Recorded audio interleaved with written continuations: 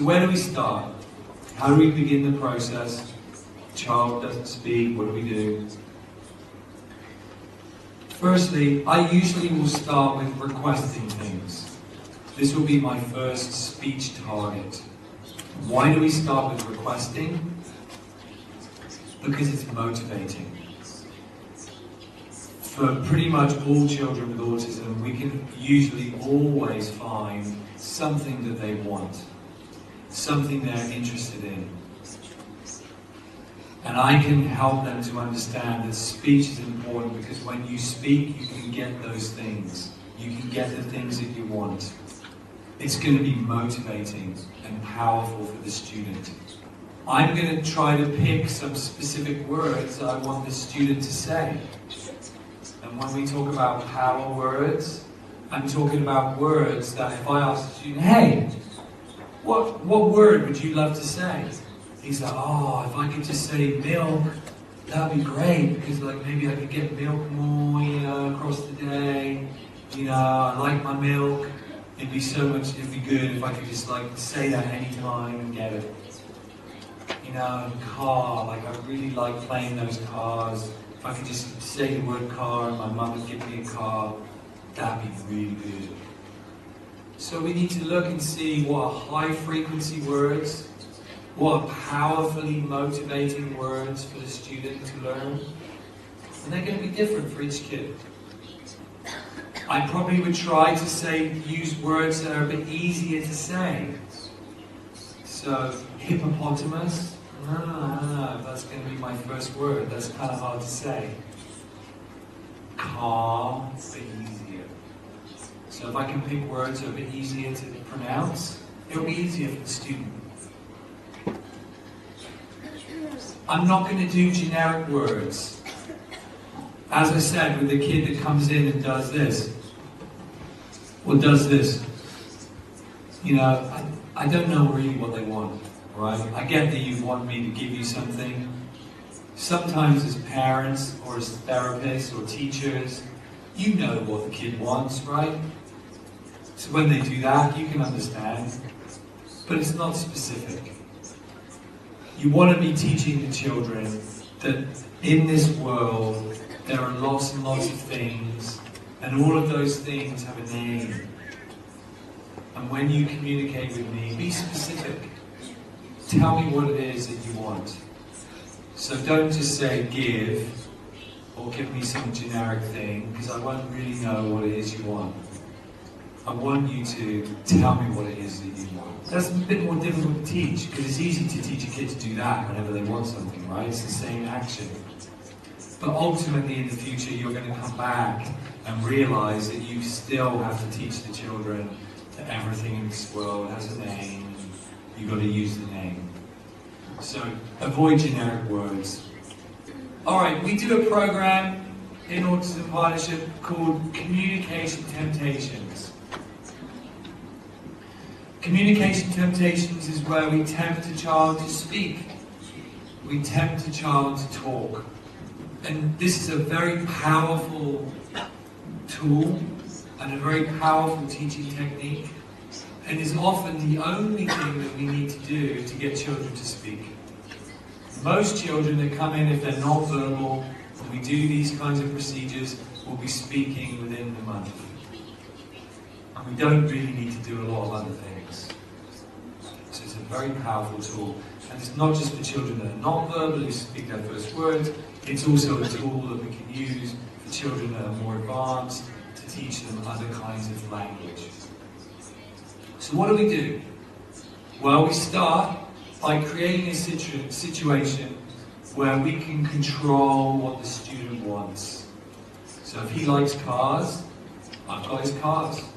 If he likes biscuits, I've got his biscuits. He likes juice, I've got his juice. He wants to go outside, I'm not going to open the door. I will set up situations where I can control what the child wants to do. And I am the gatekeeper. I am the person you're going to need to talk to get those things. Okay? And you're not going to get them unless you talk to me. You need to have a clear target of what you want the child to say. sometimes that's not always very clear. When mum goes up to him and he wants the car, mum's saying, say money, say money, say money, because they just want him to say money. Dad's getting him to say car. Someone else is like, say I want the car now, say I want the car now. It's confusing. So when we're starting with young children, let's pick one word, let's be consistent, let's have him understand what he needs to do in this situation. What does he need to say? Don't ask questions. Don't say, what do you want? Don't say, use your words. This will become a problem because we want children to be spontaneous with their communication. We do not want them to learn to respond to questions or cues. I know a child is not doing good therapy if they come up to me and say, do you want a biscuit? Yes. Because what they've learned is that somebody's going to ask them, do you want a biscuit? And what he says is yes. But nobody asked him that question, so he's going to ask himself the question. So don't ask questions. It's got to be spontaneous. We will provide help for children if they don't know what to say or do by providing a prompt, provide some help. And we use a time delay. So that means maybe I've got 5 biscuits and I hold up the first biscuit. I say, biscuit! And I give the child the biscuit. And then I hold up the next biscuit and I use time delay. I wait. I wait and see. Are you going to say something? Are you going to do something? I'm going to not give you the biscuit straight away and I'm going to wait and see. Maybe he doesn't say anything and I still say, biscuit! Give the biscuit. Next biscuit, I'm going to wait. I'm going to use the opportunities of repetition. Because I've got like a load of biscuits and they're tiny. So we're going to do this many times. But I'm going to make him a bit uncomfortable. Like, oh, I'm not getting it right away. What do I do? What should I say? Oh, maybe I should say something. So we want to create a time delay to help the student do that. You want to avoid frustration. I'm sure many of you are here, parents. Maybe say, oh, Toby, I do that already. I've done it. It's not good. I went home, I got his milk, and I was like, milk, say milk, say milk, say milk. And then he and I give him the milk. That's what happened. It's useless. It doesn't work. It's not effective. My child's crying and upset, and he didn't say milk. So I'm not going to do that anymore. So we have to avoid frustration, right? Allow the repetition. If he doesn't say milk right now, it doesn't matter. I can get him to ask milk many, many times. So we have to have a procedure where we're not going to allow the student to get like super frustrated all the time. Because they don't know what to do. And they don't understand why you keep doing that and don't give them the milk. You've got to create lots and lots and lots of opportunities for practice. Very, very important. Okay? I'm going to show you a video of this little guy here. His name's Kimmy. And when he came to our office, he was non-verbal. He didn't have any words that he could speak. He couldn't request for things or use language. And this is his, I think probably his maybe 3rd week, maybe. And we're doing the communication temptation. We set up a situation. There's some bubbles. He loves bubbles. And we wait for him to say, Baba. We don't expect him to say a very clear word right now. It's fine. And when he says that word, we make the bubbles happen.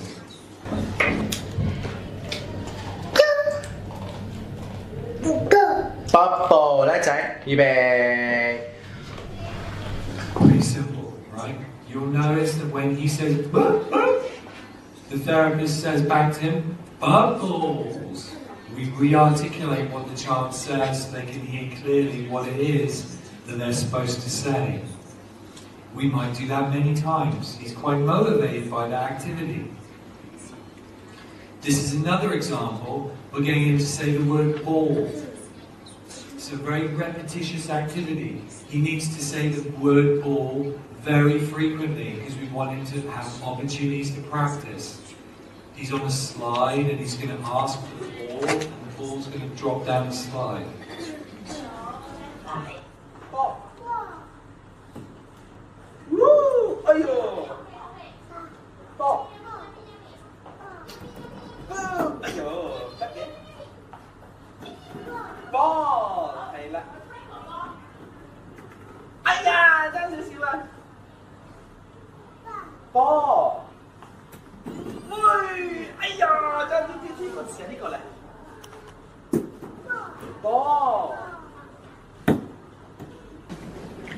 You can see in that video, actually at the beginning of the activity, the therapist said the word first. And he copied what he said. You might not have noticed that, but that's what happened. And you can see that the therapist faded that to not say the word first and waited to see whether he would use the word. He doesn't need to discriminate the words in this video. He's just repeating the same thing. And that's okay, because we're right at the beginning. We're just teaching him more about the power of language and to be spontaneous. We don't just do it in this activity, because for some children with autism, they're a bit concrete. They don't deal very well with abstraction. They may learn this thing in this situation, and they cannot apply it over here in a different situation, because they think it's different. So, for this child, we also teach him to ask for the ball, but in a different activity. Again, it's highly repetitious. He has to ask for the ball many, many times, because we want him to practice a lot. Ball. Ball. Ball.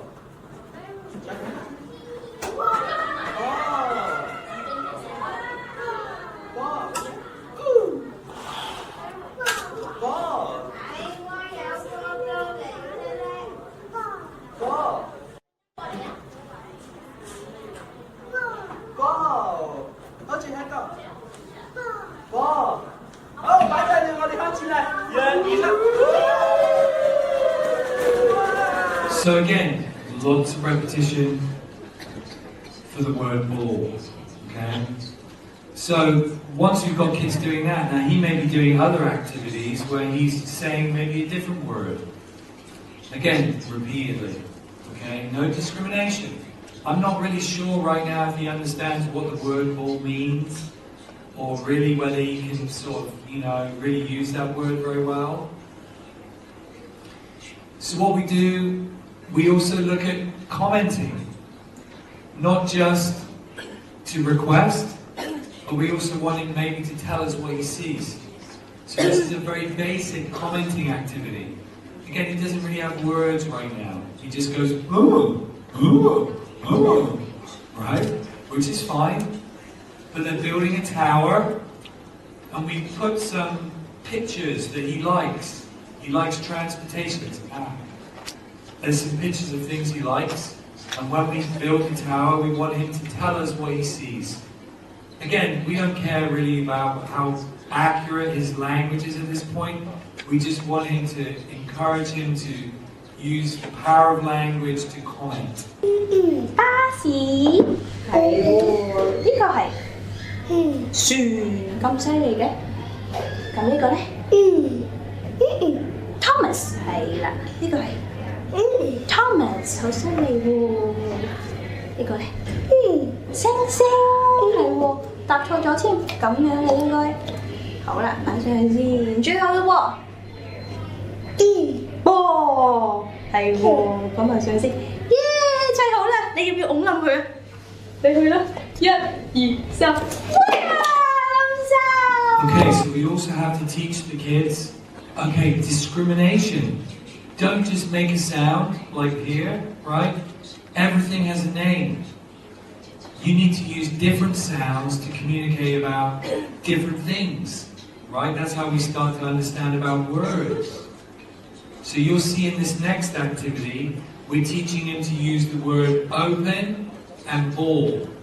And he needs to figure out, okay, what do I say? Do I say open or do I say ball? So we've got an activity now that has two components and they intermix. Sometimes he has to say the word ball to get the ball. Sometimes he needs to say the word open to open the box. Okay? And this is helping him to learn how to discriminate between using different words. In his case, it's, again, not really words, it's really sounds. And you can see how difficult it is for him to speak and articulate the different words. But it's the beginnings of that discrimination.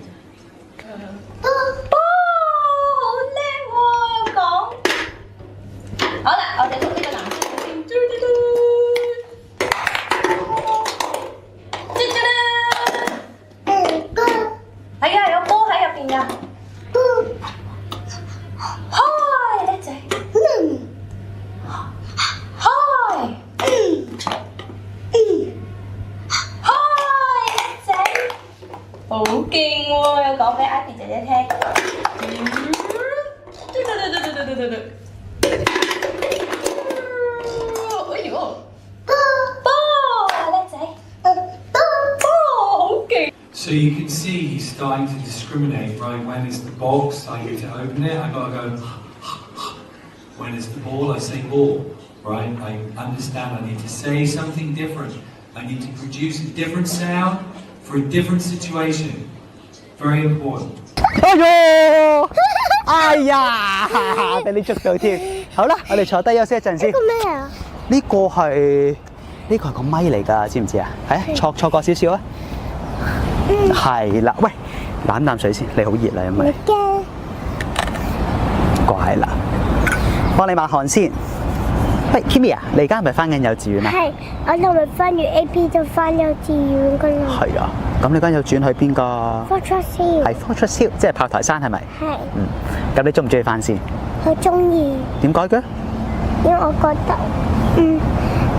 得，生係好多年嘅。係啊，咁你有冇同小朋友一齊玩㗎？有，我同玩嘅。係啊，點樣玩㗎？我中意鋪到曬。放喺個山，跟住擺落個燈座，跟住喺海邊，跟住倒咗呢。我即係你哋一齊玩運泥啊？係啊。咁好唔好玩先？好啊。好玩，咁就好咯。咁你除咗中意好多玩具之外咧，仲點解中意翻學嘅？有我中意彈老師。係啊。可能我中意唱I Am a Teapot歌。係咪陳老師同你唱I Am a Teapot歌㗎？係啊。不如你唱一次俾我聽啊！我分身下先。係啊，不如你唱一次俾我聽咯。我分身下先。好啦，好啦，好啦。你飲唔飲啖水啊？唔飲啦。唔飲啦，咁不如抹下汗好冇？係啦。So he did well, and you can see his articulation now is quite clear. He can use a lot of words to communicate, answer questions. He's done well. So back to our Communication Temptations program. There are also, for children that do speak, some other areas you can work on by doing the same kind of procedure. You can teach children to ask for permission. You can set up situations where there might be something they want to do, and you can teach them not just to request, but to ask. Can I watch that now? Can I go and do this now? Can I have that now? You can teach children to ask questions. Those can be very simple questions like where is something or what is something, who is that? And they can be more indirect kinds of questions where you might say something like, oh, I'm thinking about what we're going to do on Saturday, and what we're going to do. And the student might ask, are we going to go to the park? We can teach children not just to say ball, but we might teach the child to say, I want the ball, or I want the blue ball, or I want the big ball. I want the cold drink. I want the orange juice. Right? It can become more complicated, more demands, more specificity. We can teach children to direct in activities. That can be something very basic. It's like telling me to pour the water, open the cup, put the whatever in there. And it can be very advanced for a child to direct other children how to play a game. Okay, you stand over here. I'm going to throw you the ball. You need to catch it and then throw it back to me. That's pretty advanced, right? But these are all activities, communication, dictation kinds of activities that can help our children to learn to speak more specifically and speak with more language. I'm going to show you a video of him. This is a kid called Casey, and he's learning to ask who questions. So you'll see in this video, the first phase is quite structured, and he's watching this iPad, and on the iPad there's pictures of different kinds of cartoon characters. Some he knows, some he doesn't. And the task is you've got to tell us the cartoon characters that you know, and if you don't know, you should ask us, who is it? Okay? So this? That's Squirtle. Squirtle! I like Squirtle. What about this one? Mario and Keisha. No. Mario and? Who is it? Who is it? Good asking. That is Luigi. Luigi. That's Luigi. What about who? Who is it? Good job. Who is it? That is Wario. Wario. So Wario. that's a pretty structured setting. We also want children to learn to do those skills across different people. So usually in our office they will work with different therapists to make sure that they're able to do it with different people. This is looking at some books with Ivy. So a different activity, but again the goal is for him to ask who the people are if he doesn't know. Look at that. Gorilla on the run. That's right. Gorilla's running. Let's see. So I think. I don't know what I said. Well, I don't understand what you said. Who is it? Oh, who is it? That's Keeper. Who is it? That's Lin. Who is it? That's Lee.